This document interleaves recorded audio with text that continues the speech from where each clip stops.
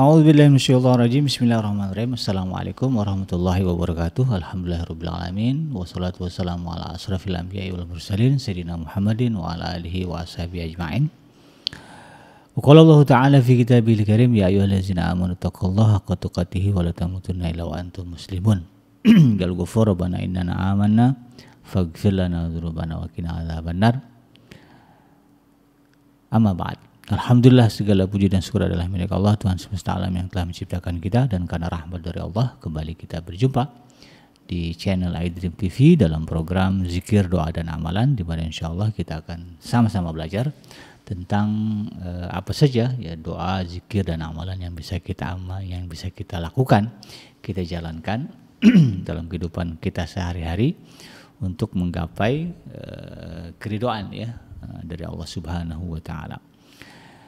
Karena memang hidup ini ya tidak lain dan tidak bukan adalah bagaimana kita bisa meraih ridhonya Allah. Nah, itu. Tidak lupa kita baca salawat dan salam. Allahumma sholli ala sayyidina Muhammad wa ala ali sayyidina Muhammad. Assalamualaikum ayuhan nabi wa rahmatullahi wabarakatuh. Semoga Allah terima salawat dan salam yang kita baca dan dilimpah curahkan kepada para nabi, para rasul, wabil khusus ya Rasulullah Muhammad sallallahu alaihi wasallam.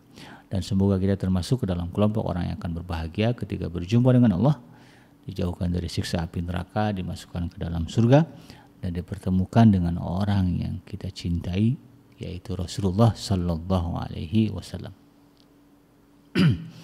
Sahabat itu yang dirahmati Allah dimanapun Anda berada di dalam program ini, ya Zikir, Doa dan Amalan. Seperti biasa kita akan lihat ya apa sih ya zikir atau doa yang bisa kita amalkan, apa saja gitu ya. Dan di kesempatan kali ini saya akan mengangkat satu doa yang diajarkan oleh Allah Subhanahu wa taala di dalam Al-Qur'an, yaitu doa meminta ampun atas tindakan berlebihan. Nah, ya. Bahasa kitanya apa? Minta ampun atas kelebayan, kelebayan diri ya. Ada istilah lebay ya. Lebay ini kan sifat yang tidak disukai ya.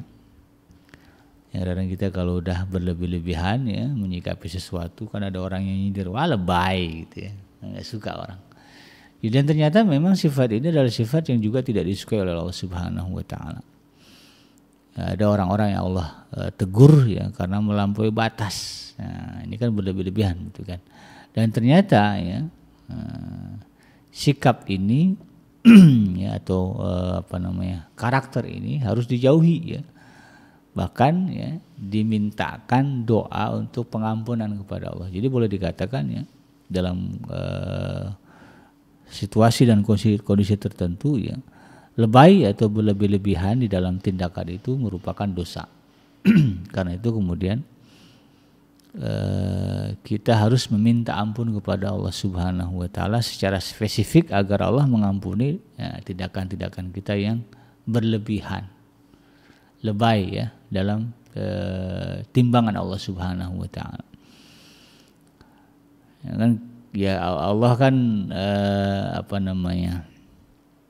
negurnya kan lewat perantara gitu kan. Kadang-kadang kita nggak sadar ditegur oleh Allah begitu kan. Sehingga kemudian kesalahan itu masih terus saja dilakukan itu berulang-ulang gitu kan. Maka oleh karena itu kemudian dengan doa ini kita minta kepada Allah agar yang seperti itu diampuni. Ya, doanya ya termaktub di dalam surah Ali Imran ya. Surah Ali Imran ya. Ayat yang ke-147 ya sahabat itu.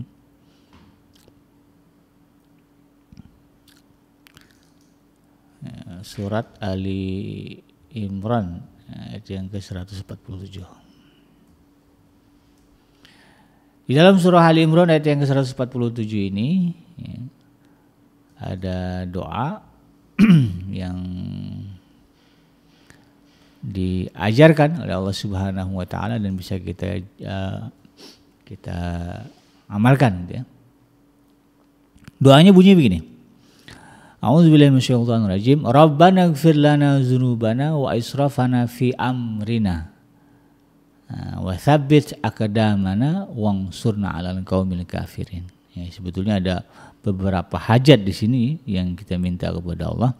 Tetapi hajat utama yang kita minta di dalam doa ini adalah ampunan Allah Subhanahu wa taala atas segala dosa dan juga kelebih-lebihannya atau perbuatan kita yang dinilai berlebih-lebihan.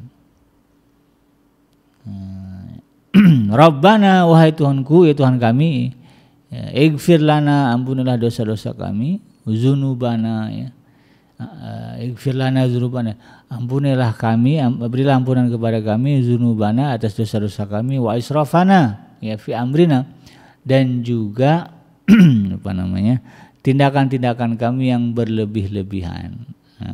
Wasabit aqdamana, dan tetapkanlah pendirian kami, wansurna 'alal qaumil kafirin, dan tolonglah kami, ya, menangkanlah kami atas orang-orang yang kafir. Jadi doa ini, ya sahabat hadirin yang dirahmati Allah, menjadi doa yang harus menjadi doa yang penting untuk kita hafal dan rutin kita baca, ya. Rabbana ighfir lana dzunubana wa israfana fi amrina wa sabbit aqdamana wansurna 'alal qaumil kafirin. Doa yang mirip-mirip ini juga, ya, ini sebetulnya ada juga, ya, di surah yang lain. Kalau nggak salah di surah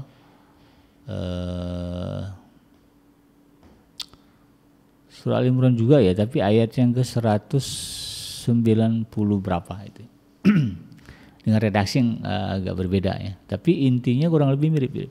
Wa kafir anna sayyi'atina wa sayyi'ati a'malina, seperti itu, ya. Jadi doa ini penting untuk kita hafalkan. Karena memang sahabat hadirin yang dirahmati Allah, sebagaimana kita ketahui, ya, bahwa sebagai makhluk yang lemah, begitu kan, kita seringkali dihadapkan pada posisi, ya, pada situasi, ya, dan keadaan, ya, yang membuat kita, ya, bertindak, ya, di luar kewajaran. Kadang-kadang begitu, ya. Mungkin karena pengaruh kelelahan, ya, pengaruh gen, ya, atau hormon, ya, bukan gen, hormon, ya. Kalau perempuan lagi haid gitu, ya, itu kadang-kadang dampak emosi itu, ya, berdampak pada emosi. Makanya kalau dalam kehidupan kita ada istilah PMS, ya, marah-marah lagi PMS gitu, ya. Karena memang, ya, secara hormon, ya, itu sangat mempengaruhi, ya, kaum perempuan, ya. Makanya ujian besar, ya, bagi wanita bagaimana bisa menangani, ya, itu tadi emosi yang tidak stabil dengan baik. Di perempuan ini, ya, lagi haid pun dapat pahala itu dari Allah. Kita laki-laki ini nggak pernah haid. Ya. Makanya syukuri, ya, Allah telah menjadikan Anda sebagai wanita, karena banyak juga laki-laki yang pengen jadi wanita, ya, nggak bisa gitu kan. Jadi syukurilah kodrat sebagai wanita, jangan rubah, ya, jangan ngaco-ngaco pengen jadi laki-laki. Ada tuh, ya, kasus, ya, udah jelas perempuan, ya, malah pengen jadi laki-laki. Padahal perempuan itu, ya, pahalanya banyak banget Allah kasih, ya. Sedang haid pun hanya bermodalkan haid, begitu kan, ya, hanya bermodalkan sifat sabar, ya, ya, itu dia jadi pahala, jadi kebaikan bagi dia. Ya. Ya, atau mungkin karena kelelahan kita tuh, kadang-kadang kan pulang dari kantor, ya, atau lagi capek gitu, ya, kemudian tiba-tiba dihadapkan situasi, ya, dengan tetangga, ya, atau dengan anak kita, atau kalau mungkin di jalan, yang susah ini di jalan, nih sahabat hadirin, ya. Kadang-kadang kita dengan mudah berbuat konflik, ya, dengan orang-orang di jalan, ya, cuma gara-gara persoalan klakson, yang nggak antri, motong, selap-selip, ya. Kemudian ujung-ujungnya jadi berantem, ya, paling kurang, ya, keluarlah kata-kata kasar gitu kan. Ini kan sebetulnya tindakan-tindakan yang mendatangkan dosa, ya, gitu kan. Tapi munculnya kadang-kadang itu tadi, ya, karena faktor kelelahan, sehingga kemudian jadinya berlebih-lebihan menyikapinya, ya. Cuman gara-gara di klakson begitu kan, marah gitu kan. Padahal tujuan orang klakson itu ngasih tahu, Pak, itu udah bisa jalan, ya. Mungkin kita lagi asik begitu kan, ngobrol, di klakson orang ngasih tahu itu udah lampu merahnya udah hijau gitu kan. Tapi kadang-kadang disikapi dengan sikap yang berlebihan, ya. Bahkan terkadang yang jadi korban adalah anak-anak, ya. berapa banyak anak yang harus mendapatkan perlakuan kekerasan ya dari orang tua mereka gara-gara itu tadi orang tuanya capek, ada masalah di kantor, yang jadi korban adalah anak-anak. Padahal kan nggak fair ya, orang tua badannya tingginya berapa ya, anak kecil gitu kan. Tapi main tonjok, main hantem, ini tolong dilaporkan ya sahabat. Jadi kalau ada anak-anak yang mendapatkan KDRT ya, dari orang tuanya, karena itu mendatangkan trauma ya, dan akan menjadi masalah besar ketika mereka dewasa. Akan muncul masalah-masalah sosial yang besar dari diri anak-anak yang kemudian harus menanggung KDRT ya, di dalam rumah tangga. Ya, jadi jangan cuek gitu kalau tahu yang mungkin ada tetangga kita ya, anaknya sering nangis, cek sering lebam ya, ada bekas cubitan. Nah, itu bisa jadi gara-gara orang tuanya. Jadi memang dalam kehidupan kita banyak praktek-praktek ya, terutama dalam kerja itu ya, di kantor itu ada aja ya, yang bikin kita emosi, yang bikin kita tidak nyaman, lalu kemudian keluarlah kata-kata atau tindakan atau sikap yang kemudian ya dalam timbangan syariat agama kita itu adalah perbuatan dosa. Ya, dosa yang bahasa Al-Qur'annya itu ada itu deh ya, tindakan berlebih-lebihan ya, wa israfana fi amrina ya, yaitu tindakan kami yang berlebih-lebihan ya, di dalam urusan kami. Jadi oleh karena itu kemudian ya sahabat iDream ya coba ya kita renung-renungkan. Baguslah kalau misalnya kita selesai selesai bekerja lalu kemudian pulang ke rumah ya, mandi, makan, bercengkerama dengan keluarga, pas mau tidur ya, kemudian merenung sebentar, muhasabah ya, tanya diri hari ini siapa yang saya sakiti ya, siapa yang saya musuhi, siapa yang kemudian tidak nyaman ya, renung-renungkan itu. Ya Allah, sebetulnya saya bisa, itu nggak begitu tuh ya, saya bisa aja saya ngalah, tapi saya nggak ngalah ya Allah. Jadi ingat tuh, lalu segera baca doa ini ya, Rabbana ighfir lana ya, Rabbana ighfir lana dzunubana, ya Allah ampunilah dosa-dosaku ya, dosa-dosa kami, wa israfana fi amrina ya, dan juga kelebayan yaitu kelebih-lebihan tindakan kami ya, di dalam urusan kami, wasabit aqdamana, ya Allah teguhkanlah ya pendirian kami di dalam menjaga syariat agama itu dia, supaya tidak bertindak secara berlebihan. Wansurna 'alal qaumil kafirin, dan menangkanlah kami atas orang-orang yang ingkar atau kafir kepada Allah Subhanahu wa taala. Maka insya Allah itu ya. Dulu ada sahabat ya, yang Rasulullah ya kemudian menyebutnya sebagai penduduk surga.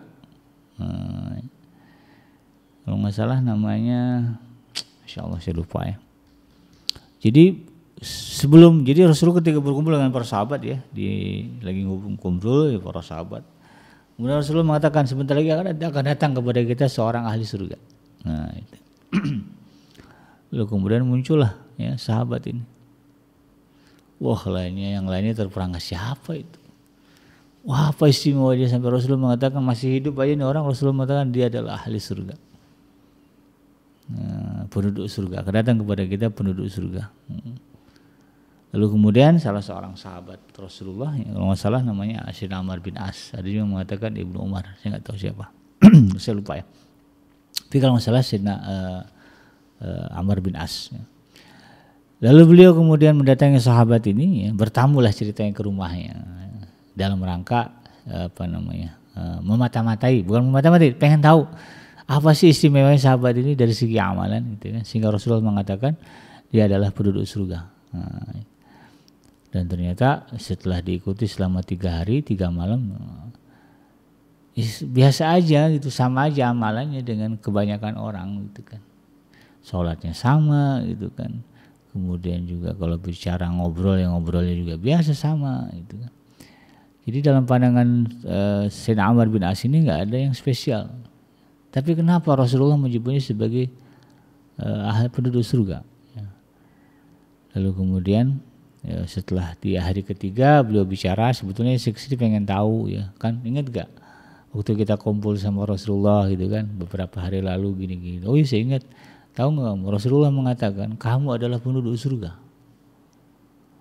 Lalu kemudian saya penasaran apa yang menjadi latar belakang dari kalimat itu. Saya pengen tahu amalan apa yang kamu lakukan. Ya, sahabat bilang ya seperti yang kamu lihat ya begini-gini aja. 3 hari kan kamu di sini sama aja kan. Kita sholat malam ya sama dengan sholat malamnya kita, sama kamu nggak ada bedanya. Ya kalimat-kalimat wirid zikir juga sama gitu kan. Nggak ada lagi. Jadi sahabat Sayyidina Ammar bin As bingung. Jadi kalau gitu apa istimewanya? Apa amalan istimewa kamu begitu? Nah, saya juga nggak tahu gitu kan. Lalu kemudian akhirnya beliau pamit. Nah ketika beliau melangkah mau pulang dipanggil lagi. Sini Sayyidina Ammar. Setelah didatangi lagi, kenapa? Saya baru ingat. Mungkin ini amalan inilah yang menyebabkan Rasulullah mengatakan itu. Ya, dan kamu nggak lihat, nggak tahu apa itu. Jadi saya kalau mau tidur tuh, ya saya renung-renungkan, ya saya muhasabah, ya, apa saja yang sudah terjadi pada hari ini, lalu kemudian saya berdoa kepada Allah agar membebaskanku ya dari kedengkian, kebencian kepada sesama kaum muslimin. Nah, jadi aku minta kepada Allah agar dibersihkan hatiku dari kebencian, ya, kedengkian kepada seluruh kaum muslimin. Sehingga tidur dalam keadaan lapang dada. Itu yang saya minta setiap hari kepada Allah Subhanahu wa taala sebelum saya tidur. Ya kamu nggak tahu kan orang saya dari tempat tidur.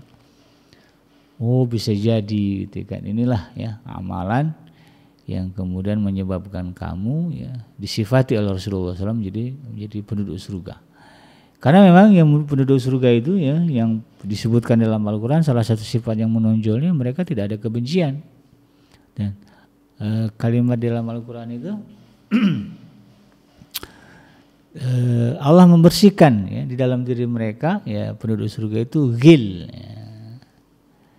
ya, dari sifat ghil ya sifat dengki. Jadi penduduk surga itu nggak ada dengki, nggak ada hasad kepada sesama penduduk surga. Jadi itu yang ditonjolkan, luar biasa ya, betapa indahnya kehidupan di dalam surga. Ya, sesama penduduk surga tidak ada kebencian, tidak ada kedengkian, karena Allah jaga, Allah bersihkan. Makanya kemudian jangan heran gitu ya. Sayyidina Hamzah, ya, Sayyidina Hamzah itu kan wafatnya tragis ya, tragis dalam artian secara fisik ya. Kalau berbicara pahalanya ya luar biasa besar kan, beliau syahid kan.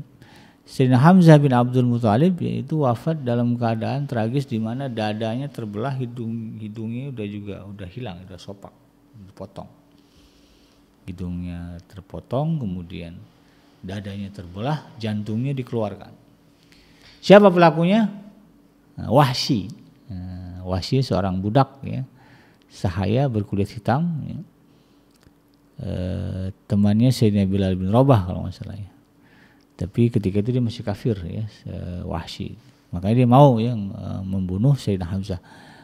Nah, Wahsy bukan bergerak sendiri tapi dia diupah. Nah, diupah oleh siapa? Oleh Sayyidah Hindun ya. Sayyidah bin Hindun binti Al-Haris ya, istri dari Sayyidina Abu Sufyan. Abu Sufyan kan pemuka Quraisy ya ketika itu. Jadi ketika masih kafir keduanya ya. Nah Sayyidina Hindun ini ya dendam kepada Rasulullah karena pada perang Badar ya, seluruh beberapa orang anaknya kalau salah itu mati gitu ya. Makanya dia bertekad agar kemudian dendamnya ya kepada umat Islam terutama kepada Rasulullah bisa terbayarkan. Nah kemudian beliau mengincar ya sosok Sayyidina Hamzah ya, karena memang di perang itu diketahui Sayyidina Hamzah yang membunuh anak-anak Sayyidah Hindun ini. Lalu kemudian Sayyidah Hindun ini ya, memerintahkan Wahsy kalau nanti kamu berhasil membunuh dia kasih tahu saya. Dan ternyata betul kan begitu di perang Uhud dan Sayyidina Hamzah gugur ya. Gugur karena diincar oleh dia tidak tahu dia diincar itu, cari peluang sampailah kemudian dapat dilemparkan tombak kena kepada Sayyidina Hamzah. Lalu kemudian beliau berusaha melawan, tapi karena darahnya sudah habis keluar, akhirnya rebah. Begitu sudah rebah, dipanggil tuh Hindun oleh Wahsy. Dan kemudian itulah yang dilakukannya, dibelah dadanya. Kemudian diambil jantungnya, dikunyah, enggak kunyah, dibuang, dilepehin. Ya, luar biasa. Tapi ternyata sahabat Adrim yang dirahmati Allah, pada akhirnya kemudian Wahsy taubat masuk Islamnya pada peristiwa Fathu Mekah. Sayyidina Hindun masuk Islam ya, dengan segala ketakutan dan segannya. Akhirnya datang ketemu Rasulullah dan bersyahadat. Dan kemudian kisahnya menjadi inspiratif karena ketika beliau pulang ke rumah, semua patung-patung ini semuanya dihancurkan. Karena apa? Kebencian yang besar kepada mereka setelah mengetahui hakikat bahwa yang benar adalah agamanya Nabi Muhammad gitu. Nah, Wahsy sempat kabur ya, tapi kemudian ditarik oleh diingatkan oleh Sayyidina Bilal ya, kamu enggak usah kabur ya. Rasulullah itu pemaaf orangnya. Akhirnya kemudian beliau menemui Rasulullah. Ya, Rasulullah nanya, kamu Wahsy ya, yang bunuh paman saya Hamzah? Iya Rasulullah. Bisa nggak kamu ceritain bagaimana kamu ngebunuh Wahsy? Kamu ngebunuh paman saya, diceritakanlah. Kemudian Rasulullah mengatakan setelah itu, karena sayangnya Rasulullah kepada Sayyidina Hamzah, ya beliau sampai nggak kuat lah ya kalau ketemu orang yang ngebunuhnya gitu. Terbayang-bayang ya, bagaimana ya Sayyidina Hamzah dulu ya. Maka kemudian Rasulullah mengatakan, setelah ini sampai kapanpun kamu jangan menunjukkan wajah di depan saya. Itu aja Rasulullah minta. Maka kemudian Wahsy setelah itu kalau ada Nabi dia ngumpet. Kalaupun hadir di majelis ta'lim, majelis pengajian Nabi, dia paling belakang terhalang tiang lah minimal gitu. Sehingga tidak nampak oleh Rasulullah. Dan beliau menerima itu sebagai sebuah fakta keadaan yang Wahsy ini, bahwa memang salah dia kan gitu ya. Sehingga dia bertekad, Wahsy ini saya harus menebus kesalahan ini. Dan ternyata dia berhasil membunuh Musailamah Al-Kadzab pada perang Yamamah maksudnya, pada masa Sayyidina Abu Bakar As-Siddiq. Dan dia mengatakan, dulu saya membunuh dengan tombak, jadi tombak yang sama itu dia dipakai untuk membunuh Musailamah. Dulu saya membunuh dengan tombak ini orang yang paling dicintai oleh Nabi.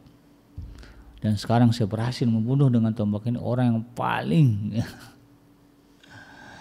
yang paling layak dibenci gitu ya, karena mengaku sebagai nabi palsu gitu kan. Jadi dia merasa impas lah, dengan inilah saya berusaha menebus gitu ya. Dan tentu mereka semua, Sayyidina Hamzah ya, Wahsy dan juga Hindun ya, akan bertemu di surganya Allah gitu kan. Ya, karena dua-duanya menerima Islam ya, pada akhirnya. Ya, orang kalau udah menerima Islam semua dosanya habis. Dosa Sayyidah Hindun ya, membunuh Sayyidina Hamzah itu dibersihkan, dihapus. Wahsy juga sama ya, bersih. Plus lagi kemudian ditambah dengan jasa-jasa mereka setelah mereka berislam, seperti Wahsy tadi berhasil membunuh Musailamah. Maka mereka bertemu di surganya Allah Subhanahu wa taala. Ya, orang yang dibunuh dengan pembunuhnya berkumpul di surga. Bayangkan. Nah, makanya kemudian ya, salah satu karakter ahli surga adalah tidak ada kedengkian, kebencian kepada sesama ahli surga, walaupun masa lalunya kelam. Itu ya. Nah, karena itu kemudian ya, kita minta kepada Allah agar ya, segala dosa dan kesalahan kita yang ya terutama dengan tindakan-tindakan yang berlebih-lebihan tadi ya, yang kita sadari atau tidak ya sering kita lakukan, kita minta kepada Allah agar diampuni ya. Doanya cukup panjang tapi mudah dihafal ya. Rabbana ighfir lana dzunubana wa israfana fi amrina wa kaffir anna, bukan wa kaffir anna, itu ayat yang lain ya. Rabbana ighfir lana dzunubana wa israfana fi amrina wa sabit qadamana wansurna 'alal qaumil kafirin. Jadi doa ini kita baca, kita minta kepada Allah agar segala tindakan kita yang lebay, berlebih-lebihan dalam urusan ya, urusan sehari-hari kita ya, dan itu adalah dosa ya, kita minta agar Allah Subhanahu wa taala mengampuni ya. Kadang-kadang kita enggak sadar kalau itu dosa. Dan kadang-kadang kita enggak sadar bahwa tindakan kita itu berlebih-lebihan menyebabkan dosa. Maka kita minta kepada Allah agar kita diampuni oleh Allah Subhanahu wa taala. Surah Al-Imran ayat yang ke-147, ya silakan dibuka, dibaca, dihafal-hafal, dijadikan bagian dari doa rutin kita sebelum kita menghadap Allah Subhanahu wa taala atau sebelum kita meninggal. Baca doa ini ya. Makin sering makin bagus ya, minimal sehari sekali lah ya. Menjelang tidur ya, angkat tangan, baca Rabbana ighfir lana dzunubana wa israfana fi amrina wa tsabbit aqdamana wansurna 'alal qaumil kafirin ya. Mudah-mudahan ya dengan begitu kemudian ya segala tindakan kita yang berlebih-lebihan di dalam urusan kita ya sehari-hari diampuni oleh Allah Subhanahu wa taala. Yang benar datang dari Allah dan yang salah semata-mata lahir dari kealfaan dan kekelapan saya pribadi. Saya bikinnya Bapak Undur. Subhanaka Allahumma rabbana wa bihamdika asyhadu an la ilaha illa anta astaghfiruka wa atubu ilaik. Walhamdulillahirabbil alamin. Wassalamualaikum warahmatullahi wabarakatuh.